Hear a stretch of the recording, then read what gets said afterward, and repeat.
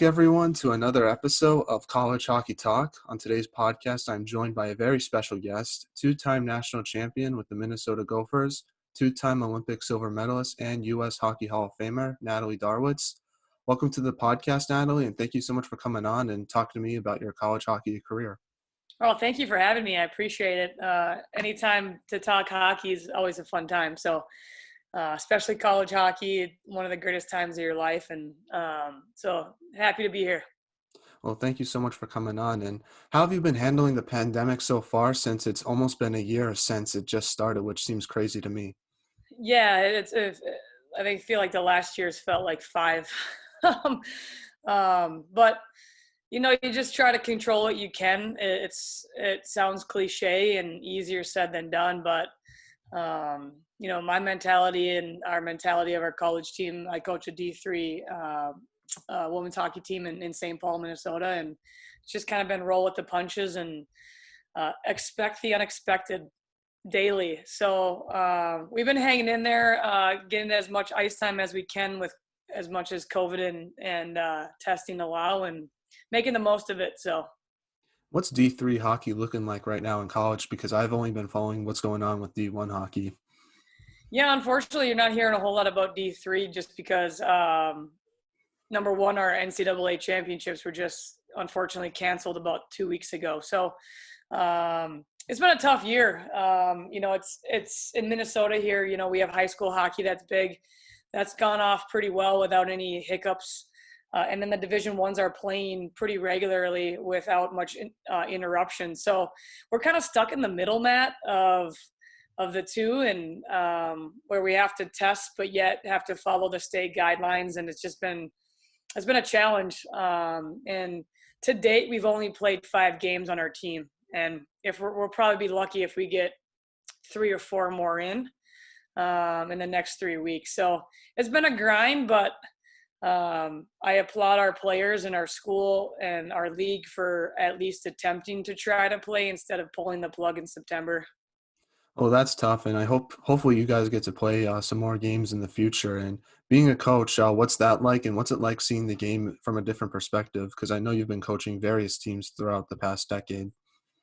Yeah, kind of is going full circle from player now to behind the bench, and I like it a lot. It's a lot of fun for me. It's still a way for me to stay involved and keep the competitive juices flowing, and more importantly, just share my knowledge and what I've learned through my experiences through the great game of hockey, and be able to pass that on to other players that want the opportunity to take those pieces of advice and knowledge and run with it. So it's a lot of fun to be a coach. I still obviously, as we age and get older,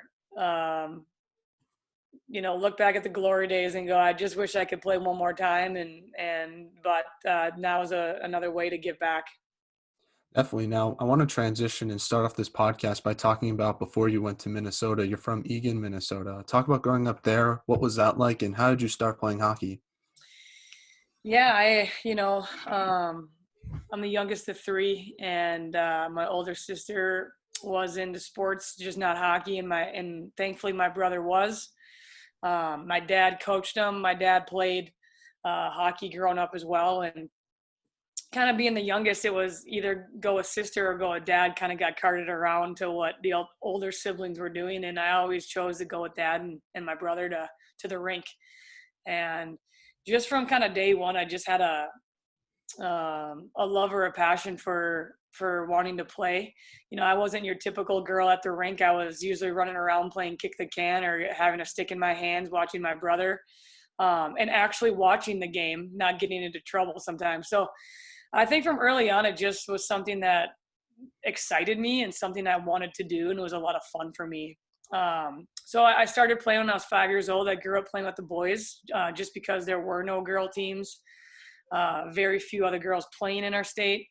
But to me, it didn't matter. I just was out there doing something that I loved, and I just happened to be the only girl. But usually it wasn't me noticing that or my teammates. It was the parents pointing that out. But it was a lot of fun for me, and I'm fortunate enough to kind of grow up in a state where hockey's kind of our number one sport. And so that's just something that I believe you're also a product of your surroundings and everything. So just really lucky to grow up in a house that wanted, each kid to follow their passions and dreams. And then I grew up in the state of Minnesota where hockey is everywhere around here. So, Definitely. And who was your favorite player growing up, and what part of their game did you admire the most? um, I think growing up, there are a couple of players that I really looked up to. I think at like a high school and a college level, his name was Mike Crowley. He played for Bloomington Jefferson and then played for the Gophers. Went on to play for the NHL a little bit, but just really liked his style of play. And, that's the reason I wore number 20 when I played, and he's the reason why. And then I think just on a professional level, when I was growing up, like someone like Neil Broughton or Mike Modano, when we did have the North Stars. But like Paul Correa, those types of players, just very creative, skilled players. They weren't very big. I'm a smaller player by nature, and so to me, just having those fast players that were tenacious on the puck were something that I enjoyed to watch. Yeah, and you played for your high school in Eagan. What was your high school hockey experience like? It was awesome. I mean, again, I think we're very passionate about our high school hockey in Minnesota. We don't have the prep schools kind of like out east or as much AAA in the state. So you kind of play for your community. It's community-based model. Your rivals are the next cities over. I absolutely love my hockey experience and high school hockey experience in Minnesota. Going to the state tournament, having it be on TV.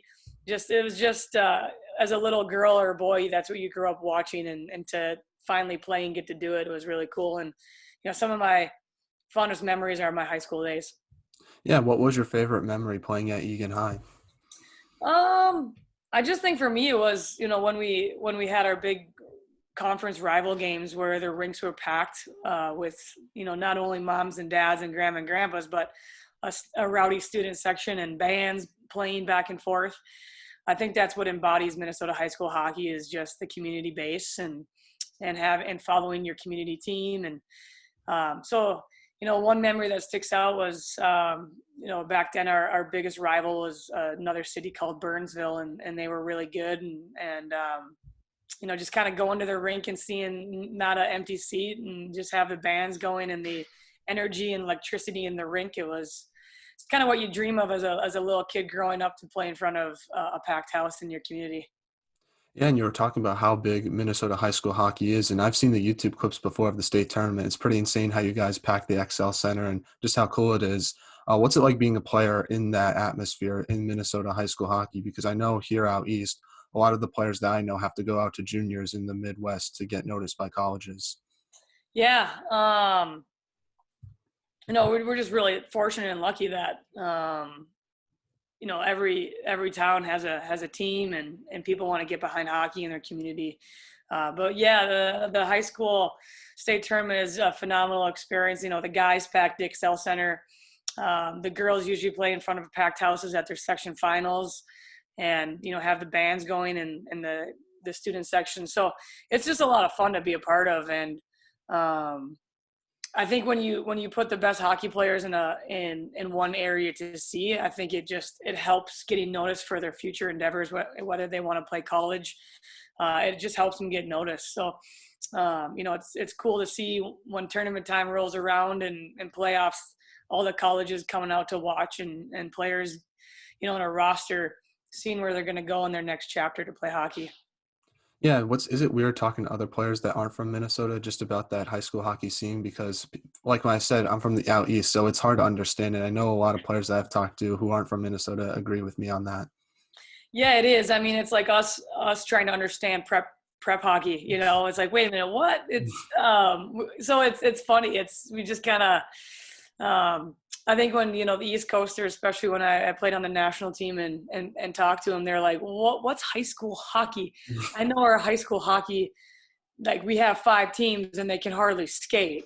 And I'm like, oh no, it's not that. It's basically take your best prep schools and put them on the ice every other night and let them go toe to toe. And with your community behind you and stuff like that. So that's the best way I can describe it. It's just really good hockey and the community's behind you. And like I said, Minnesotans take pride in their hockey here. Yeah, I know. I know high school hockey is growing in the East Coast. I know in Connecticut specifically, the high school hockey tournament's pretty awesome to watch. But transitioning from that, talk about your recruitment process. What was that like for you, and why did you choose Minnesota? Because I know the recruitment process has changed a lot since you were going through it. Yeah. For one, I committed spring of my senior year. That would be unheard of right now. With how early the commitments are happening at a college level. And, I know the NCAA rules are trying to curb that and slow it down, but, still kids are committing probably a little bit before they're even fully developed playing in their high school years.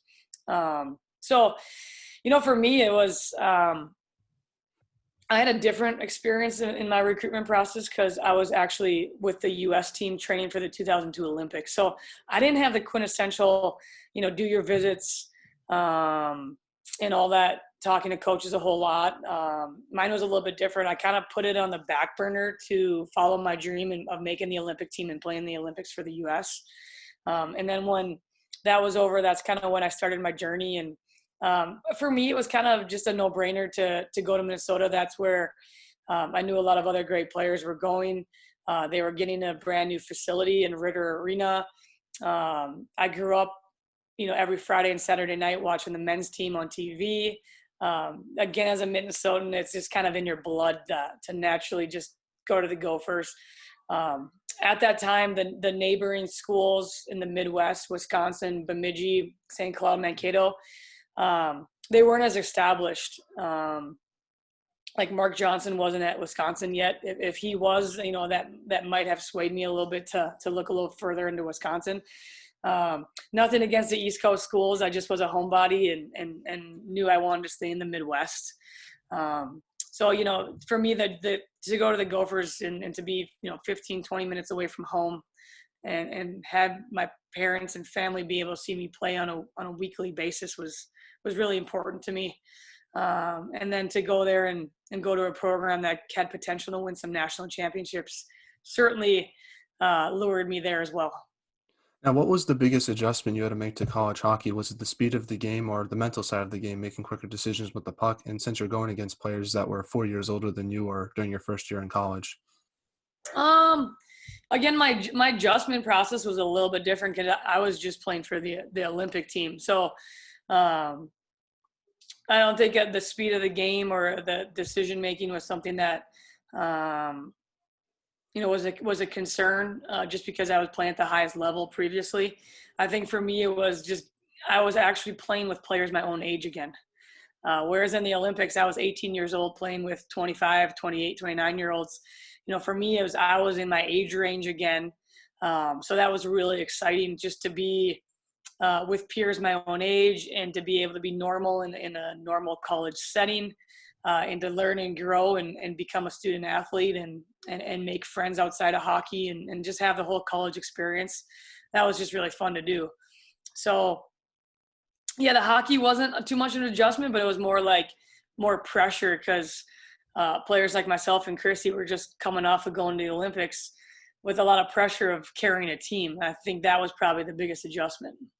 Yeah, and how did you adjust to the academic side of being a student athlete? And what's your secret to balancing both academics and hockey? Because I'm always surprised how student athletes do it because you have to spend like 10 hours on hockey, but then you also have to do classes and all the other stuff of being a college student. And then you also try to have a social life in that as well. Yeah, it's I think that's kind of goes back to the cheesy analogy, like where people want to hire athletes because they're really good with time management. They're accountable. They're disciplined. It just comes down to that. It comes down to kind of making a list, a hierarchy of what's important to you. And I knew hockey was important to me. At that time, I knew obviously education was important to me because there's no professional league. There's no $1 million contracts in female hockey. So I knew getting an education and good grades. I just think the mindset of any Division I athlete is they want to do their best in whatever they're doing. And so that's where I think you see the balance of good grades coming in is no one wants to do poor in school. No one wants to do poor in their job. No one wants to do poor in their social life. It's do the best you can. And that's why I think a lot of people outside of hockey want to hire athletes after they're done competing because they have those qualities and characteristics. Yeah, I know. I remember when I was going through the recruitment process, and a lot of the coaches and scouts were saying how academics is, if you don't have any good grades, the schools won't even look at you because you have to maintain a certain GPA to stay on the team and play. So that's something that I tell a lot of people is make sure your grades are good, because if they're not, then you won't even get noticed by schools, or schools won't even look at you no matter what your stats are like. Yeah, and you don't want to, as a coach, you don't have to worry about a player being great on the ice and not getting by in the classroom. That I think those things carry over to the ice. They kind of go hand in hand. Now, in your first year with the Gophers, you lost to Minnesota Duluth in the WCHA final. What was your mindset heading into your first Frozen Four after that WCHA loss? Yeah, that first year, I think we had high expectations just based on our, the roster we had on paper.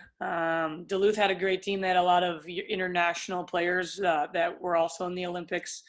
So that first year I think we were successful, but we just didn't finish well. We lost the WCHA finals. We lost the first game in the Frozen Four. And we lost the third place game too. So we ended our season basically on 3 losses. Which kind of motivated us for the following year to get more serious and evaluate and self-reflect and just become a better team all around. And the next 2 years, you saw us winning 2 national championships back to back. And not that I want those experiences to happen against Minnesota Duluth or to lose, but I definitely think that played a role in it and fueled our fire a little bit. Yeah, no, it was crazy looking at some of those old Frozen Fours and that there was a third place game, because that doesn't happen anymore. What was it like playing in those third place games, because you already aren't going to win the championship? How do you try to stay motivated during that game? Yeah, I think they took out those third place games for a good reason, eh? It's tough to lose that first game and then have to get back up and kind of play in a disappointing game, so to speak, and get up for it. So it's tough. I mean, so I think it's a good decision that they went away from those games. But at the end of the day, you're playing for pride and playing for honor and represent your school and yourself and do the best you can. So there's a little bit of a pity party, but you got to get over that pretty quickly. Now, you played in 3 Frozen Fours throughout your college hockey career. What's it like being a player in that setting and atmosphere? Because I went to one Frozen Four back in 2015 in Boston. It was really cool, the pep band, the red carpet experience, all of that. What was it like being a player in those Frozen Fours that you experienced? Oh, it's just tons of fun. I mean, again, that's a big reason I think in Division I and the higher levels is why you play, is to get to the finals and to get to the last 4 and then hopefully win a national championship. So, for me as an individual, like the Frozen Four and all the hoopla was cool. You have a banquet. I kind of was like, let's just skip all that and go play. It's kind of a distraction to me, but I definitely think it's important to do, though, looking back, and it's part of the experience and the memories and having the red carpet and the banquet and seeing the other teams. But it's for me, it's like, okay, let's drop the puck now. Enough of this, dog and pony and all these extracurriculars. Let's just go here. Now, in your first Frozen Four, you lost to Harvard in the semifinals. What do you remember from that game? And talk about that Harvard team, because they were loaded. They had so many legendary players like Julie Chul and Jennifer Botterill. Yeah, just kind of like the earlier example, that first year I think fueled our fire for the following years, and get matched up against Harvard in the semis. We just didn't end well. Like I said, we ended with 3 losses. Pretty ironic, though, that the next 2 years in the Frozen Four and the national championship game, we're playing again Harvard in the finals, and we beat them twice. So I just think that first year, even though it was tough to go through, it just sometimes you learn the most through some adversity and losses, and that definitely fueled our fire to face them the next 2 years in the national championship game and bring home a national championship. But obviously their roster was equally as loaded as ours on paper with those players you just mentioned. and kind of was an East Coast Midwest battle in the 3 Frozen Fours I played in. Yeah, and I have to ask you about this because doing research on this Harvard team, Jennifer Botterill leads the NCAA with most points ever with 319. That seems so crazy to me to think about right now. Do you think that record will ever be broken? And what was it like playing against her? And just talk about how good she was on the ice. Yeah, you know, I think that's going to be a tough record to break. However, I just want to also note the kids are playing more games in college hockey than they were back then. So that even shows you what a remarkable stat that is. I think we played 30, 35 games max. These players now in the Division One, they're playing more games than that. So that just kind of shows you that how good of a player she was and what she did for the game during her time. Yeah, and you got to play with Julie Chu in the Olympics. What was it like playing against her? And just talk about how good of a player and leader she was on the ice as well. Yes, certainly Julie has left her mark on the game in really positive ways. And, I think she's probably one of the smarter players that I've ever played with, just a really, really high hockey IQ, understands the game really well. And then obviously the attributes she brings on a physical level, the skating, the shooting, the passing, were remarkable as well. And, I think she's someone who changed the game, just being a great person and a great advocate for women's hockey on the ice and off the ice. Now, in your second year with the Gophers, you won the WCHA before heading into the Frozen Four. What did that win mean to your team, and how important was that win heading into that Frozen Four?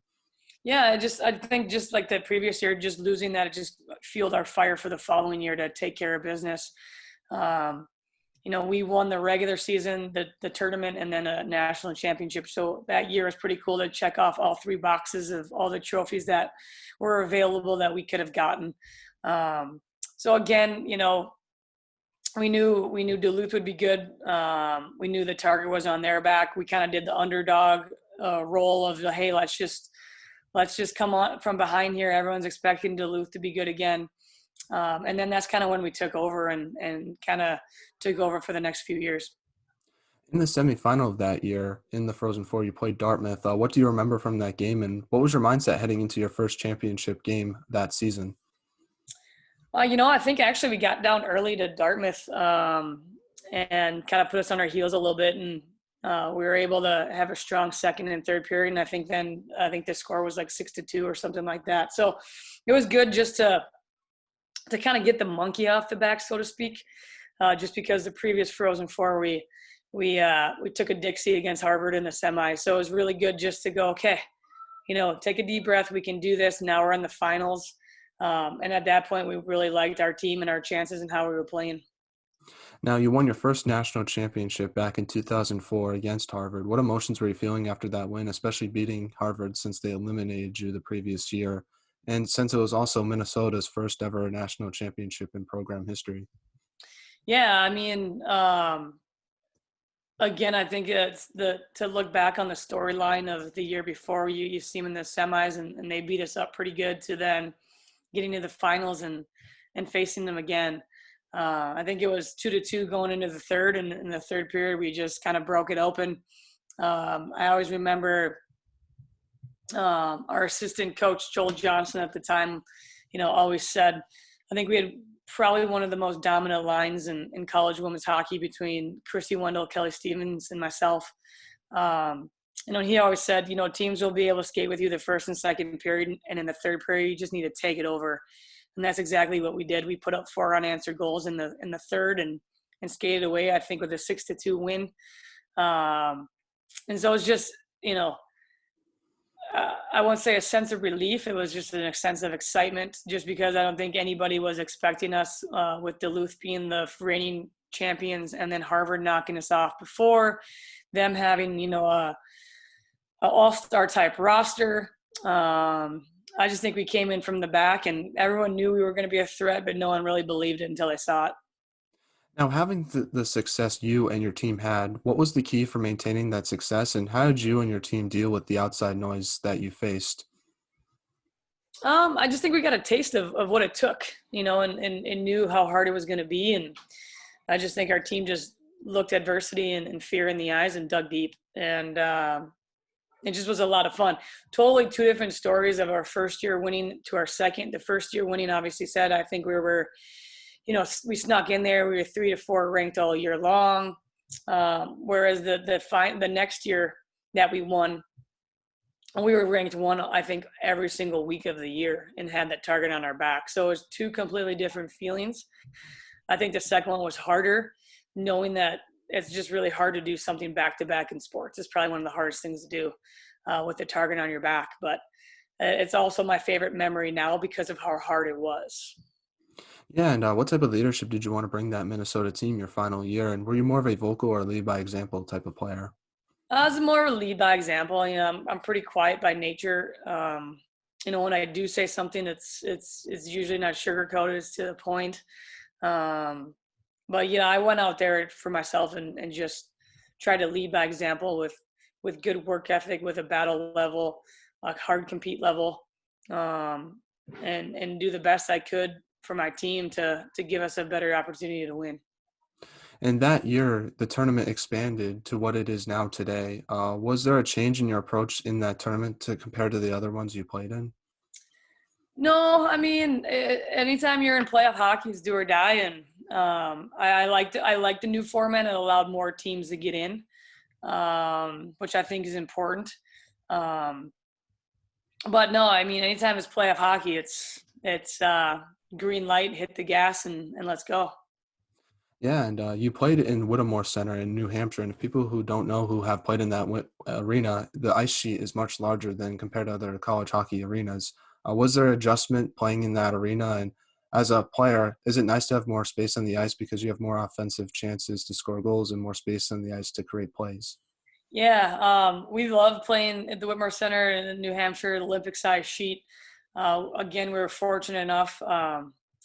Ritter Arena is connected to Mariucci Arena on campus at the U of M, and that's an Olympic-sized sheet. So we were actually practicing on that sheet all the week leading up to the Frozen Four. And as more of a skilled team, we definitely would take on more space, less opportunity to bottle up the neutral zone and let us skate and move the puck pretty well. So that was a great venue for us to win our second national championship.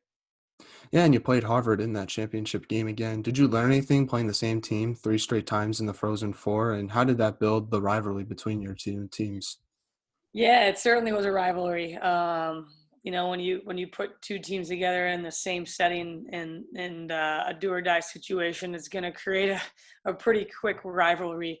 But I mean, at that point in time, it's you're both going for the same thing. You're the two teams left standing. There isn't much room for error. We were well prepared, so we're there. It just came down to who was going to kind of gut it out, and that game was a little bit closer, obviously, than the year before. I think we won by a goal. I scored late, with maybe a minute and a half left in the third period to secure the win. So that game was back and forth, trading goals left and right. Whereas the previous Frozen Four, again, like I said, we were tied 2-2 going in the third, and then we broke it open. Yeah, winning another NCAA championship your final season. Talk about what that win meant to you, and talk about scoring the game-winning goal and just the emotions you were feeling after that.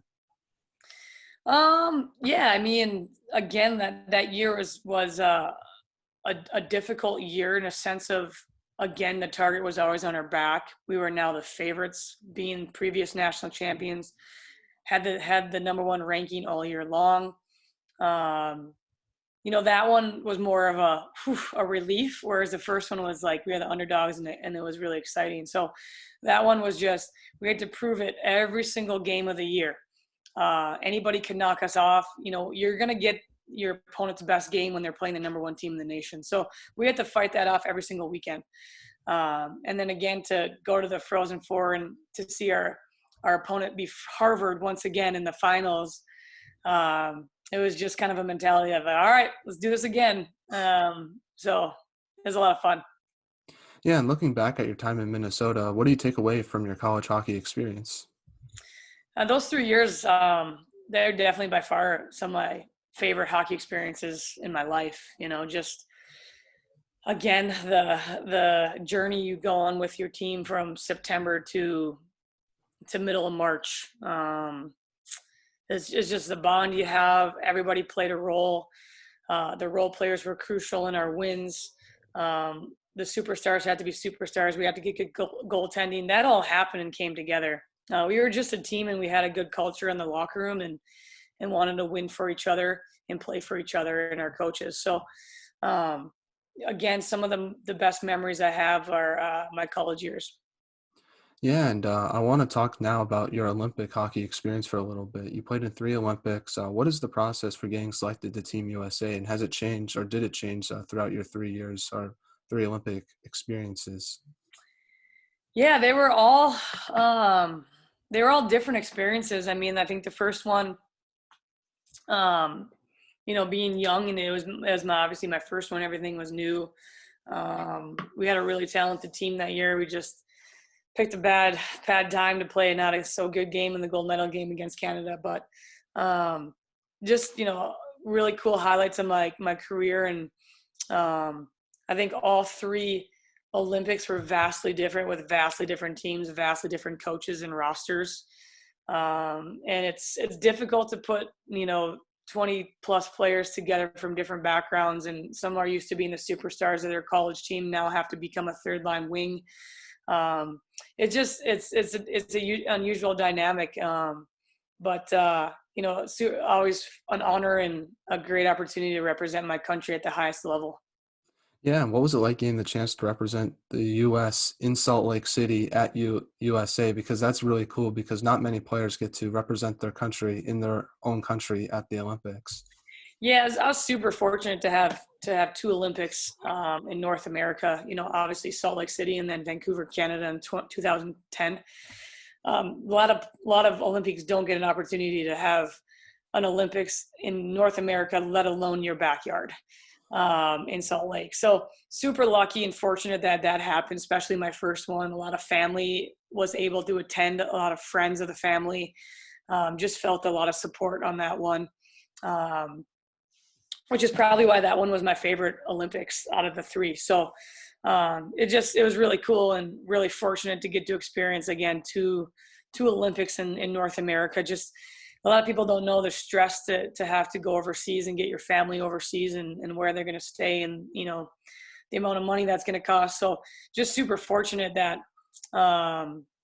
it was in the U.S. and Canada, and not only that, but for TV. People weren't having to wake up at 3 a.m. to catch games a lot. So I feel super lucky and blessed that I was able to experience 2 out of my 3 Olympics in North America. Yeah, and you played in 2 gold medal games against Canada. Looking back at them, what's it like playing against Team Canada and just the rivalry you guys have? And what do you think could have been done to win those gold medals, in your opinion? Yeah, I mean, you still lose sleep over those ones to this day. I think in Salt Lake, I think the pre-Olympic tour leading up to the Olympics, we were undefeated. And so we just picked I'd trade any of those undefeated ones for the Olympic gold medal game. So it's just one of those games where we needed to have a great game, and they did, and we unfortunately had maybe an A-, a B+ game. Couldn't really convert on some power play opportunities that were presented to us, and just kind of got outwilled with the puck, and they wanted it more. And I think one of those games where I think if you ask any of us on that team, we still lose sleep over, because we know it was in our grasp. We knew we were the better team. It's just one of those games. Vancouver, to go to a gold medal game, and I think one of the arguably the most hockey crazed country, was really a cool experience. Again, couldn't hear a pin drop in that rink. I mean, it was so loud in there with the home team crowd, and that was just a game where we got down early with 2 goals, and we just couldn't erase the deficit, and they kind of clamped down defensively. And when you do that against a team in their own barn, in their own country, cheering them on, it's really hard to do. Every shot they blocked was like they scored another goal. So it kind of just gave them the momentum to ride that one out. Yeah, what's it like playing in those gold medal games, especially since they're probably the most popular women's hockey games ever? Because I know for myself, I got exposed to women's hockey from watching those gold medal games between USA and Canada. Do you feel any pressure playing in those games because you know the pressure situation that you're in and you know the eyes that are on you as well? Yeah, I think the hardest part is, you get an opportunity to play in a game like that once every 4 years. So it's not like the Stanley Cup playoffs where you play best of seven series, right? And okay, we lost this one, we can get them back in 2 days.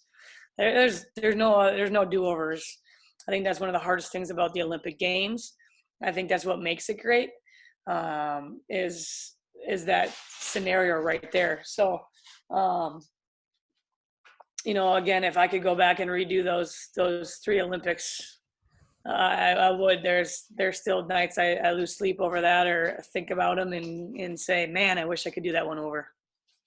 Now, transitioning back to non-Olympic questions, my first one is what should be done to help grow women's hockey in your opinion, since you've been in the game for so long? What should be done to grow the game? Did you say in Europe? No, and for women's hockey. Oh, okay, okay. Um, yeah, I think the product on the ice is there. I do. I think it's getting people to, like you said, you probably got involved watching the women's game because of the Olympics, right?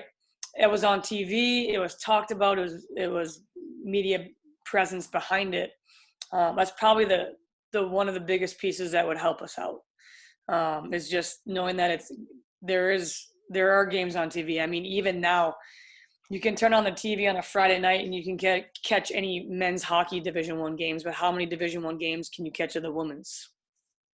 So no one's going to talk about it if you're not flipping through the channels on a snowy night and catching it. So I think that's the first and most important thing is how can we get behind it from a media standpoint?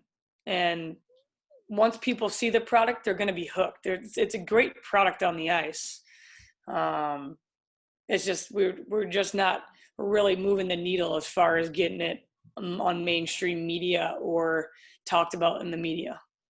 Yeah, no, I hope this podcast is a smaller platform to help give players exposure to people so they can watch them play. And I don't know if you saw this, but ESPN announced that they're going to have the women's Frozen Fours broadcasted on their networks. So I think little things like that will help grow the sport. And I know the PWHPA is doing amazing work trying to get exposure for the women's game as well.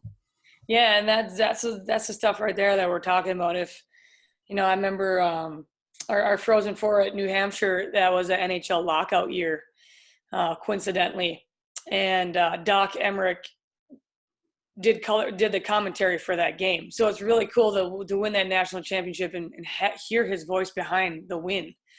Well, that wouldn't have happened if the NHL wasn't on lockout, So if we're given or presented a year like COVID, where maybe not a lot of sports are on, can we pick up these games and then never look back and not cancel them out just because we go back to normalcy? Yeah, no, I definitely agree. And I've talked to other players. They said the college hockey game for women's hockey has gone so much better in the past 10 years. What's your thoughts on the college hockey game now for the women's side? And who do you think will win this year's Frozen Four? Oh, that's a good one. The product has definitely gotten better. I think there's more depth. I think that the overall play is a lot better. I still think we don't know who our next superstar is. Like the Amanda Kessels, the Hillary Knights, they've all graduated, and I'm trying to find a name in college who I consistently hear. But obviously, Wisconsin's been number one all year long. Certainly well coached, and certainly a great program. Ohio State's been a thorn in a lot of the teams in the WCHA side. I swept Minnesota in the last week, and then you have your East Coast teams who. Northeastern is doing well, and BU and BC and Clarkson and Colgate's doing well. So, I mean, it's really who can get to the Frozen Four, or who can be in that field with this strange year, because there's no crossover, right? It's just your conference play. So I'm curious to see how it plays out. Is there going to be a mismatch with the East Coast team and a Midwest team because they've never seen each other, and maybe one or the other knock each other off? So I'm curious to see how it pans out.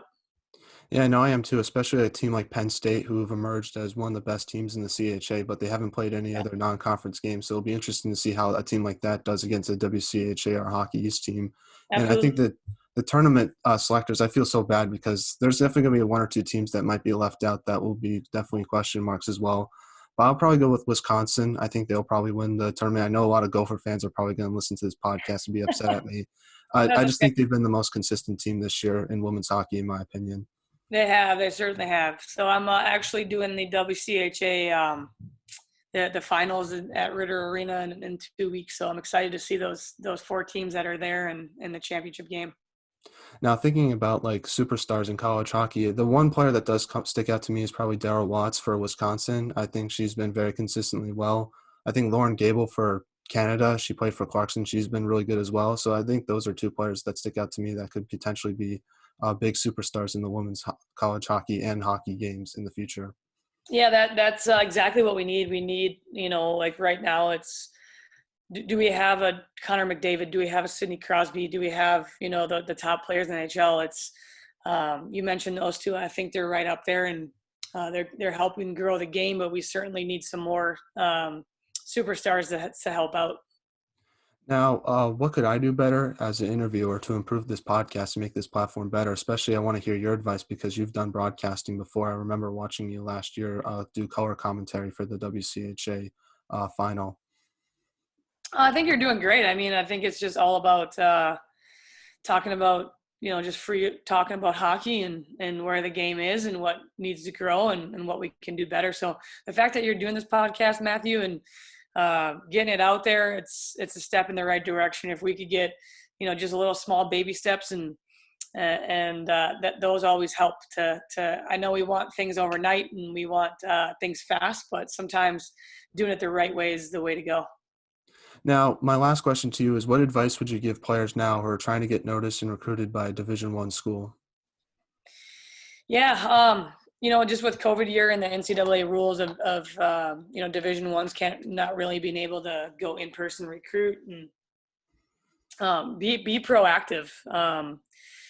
Don't just assume these coaches are going to be able to find you. You have to think about it. If every college team has 3 to 4 people on staff, and there's thousands of kids to choose from, you have to be proactive. Shoot a coach a message in a short video of you playing. That's step one. So don't just sit back on the couch and expect them to come to you. You got to be proactive and guide this along. Yeah, and especially with kids committing so early, how do you try to tell a younger player not to get discouraged about that? Because you're right. Because I know for at least for men's college hockey, there's some guys that are committing like their sophomore year of high school, which is crazy to think about.